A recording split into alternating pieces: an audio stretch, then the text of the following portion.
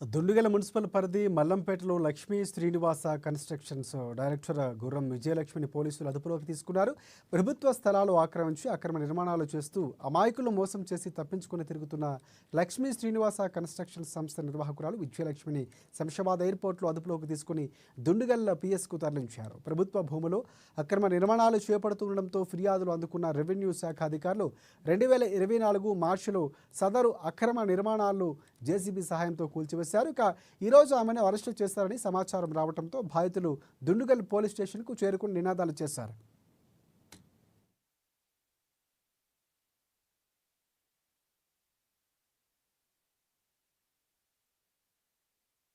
Sir it's a complete ఇది system తాలూకా issue. ఇది మా ఇష్యూ కాదు. మేము కొనుక్కున్న వాళ్ళం సార్. ఇప్పుడు మేము కొనుక్కొని ఇల్లు కూలిపోయింది, ఎల్ఐసి వచ్చి లోన్ అడుగుతుంది, ఈఎంఐ కట్టమంటుంది. ఎందుకు కట్టాలి సార్? మా ఇల్లేది మాకు పేపర్ మీద ఉంటే సరిపోద్దా సార్? ఫిజికల్ ఇల్లు ఉండాలా వద్దా? మేము ఉండాలంటే మాకు మీటర్ ఏది సార్? 3 నెలలకు ఎలక్ట్రిసిటీ డిపార్ట్మెంట్ వస్తుంది, మా మీద ఎగబడుతుంది. మేము ఏదో దొంగల్ని చూసినట్టు చూస్తుంది. అరే మా ఇంటికి ఒక 50,000 అడుగు, మేము ఇన్ని కోట్ల ఇల్లు అనుకున్న వాళ్ళం 50,000 ఇయ్యమా సార్ మాకు మీటర్ పెడతారంటే? అది మాత్రం ఇయ్యరు సార్. కానీ ప్రతి 3 నెలలకు దొంగల మీద వచ్చినట్టు యాక్ట్ చేసి మీరు టెఫ్ట్ చేస్తున్నారు, మీరు దొంగలు, మీరు ప్రాపర్ ఎవరెవరు ఉన్నారో వాళ్ళంతా గవర్నమెంట్ తాలూకా అందరూ. సో ఇది ఎక్కడ న్యాయం సార్? ఇది మేము చెప్తున్నాము, మాకు ఇవ్వండి, మా ప్రాబ్లం ఏంటిదో చూడండి. మాది రెగ్యులరైజ్ కాకపోతే రెగ్యులరైజ్ చేసుకోవడానికి ఏం చేయాలో చెప్పండి. మాకు కరెంట్ మీటర్ ఇవ్వనంటుండు కదా, మీటర్కి మానించి ఏమైనా కావాలో అడగండి. ఎందుకు ఇవ్వట్లేదు సార్? రీజన్ ఇప్పుడు ఈమె హైదరాబాద్లో 3 ఏళ్ల నుంచి కొట్లాడుతున్నాం, మీ అందరికి తెలుసు కదా. ఈ రోజు పారిపోతుంటే దొరికింది సార్. అది మేము పాస్పోర్ట్ పైన వేసినాం కాబట్టి.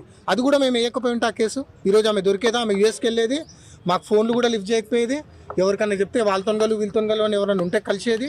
ఇంకా మా లైఫ్ లాంగ్ మొత్తం జీవితకాలం అంతా ఇదే ఉంది. సో మాకు ఇది దేవుడిచ్చిన ఆప్షన్ గా భావిస్తున్నాము. ఏ జన్మలు చేసుకున్నాము పుణ్యం. పైసలు మొత్తం మా దగ్గర ఉన్నది అది మొత్తం మేము అల్లనే పెట్టేసినాం. అలా పెట్టేసి మరి మేము ఉత్త చేతితో ఎట్లా ఉంటాం? మేము లోన్లు ఏం తీసుకోలేదు. తెచ్చిన డబ్బులు మేము ఎక్కడి నుంచో కూడా పెట్టిన డబ్బులు అని మొత్తం తెచ్చి ఉన్నారు. ఆ 20 మందికి అందరికి కూడా విల్లాలు ఇవ్వాలి. రెండో డిమాండ్ మేము ఒకటే డిమాండ్ చేస్తున్నాం. అప్పటి మున్సిపల్ రెవెన్యూ ఇరిగేషన్ అధికారులు కూడా సహకరించారు కాబట్టి, నిర్మాణాలు పూర్తయినాయి కాబట్టి, మోసపోయి ఈరోజు ప్రజలు కొనుక్కున్నారు కాబట్టి అప్పటి అధికారుల పైన కేసు నమోదు చేయాలి.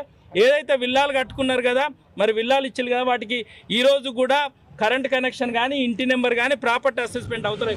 తెలంగాణ మున్సిపల్ చట్టంలో సార్ ఇట్స్ ఎ కంప్లీట్ ఇది సిస్టమ్ తాలూకా ఇష్యూ. ఇది మా ఇష్యూ కాదు. మేము కొనుక్కున్న వాళ్ళం సార్. ఇప్పుడు మేము కొనుక్కొని ఇల్లు కూలిపోయింది.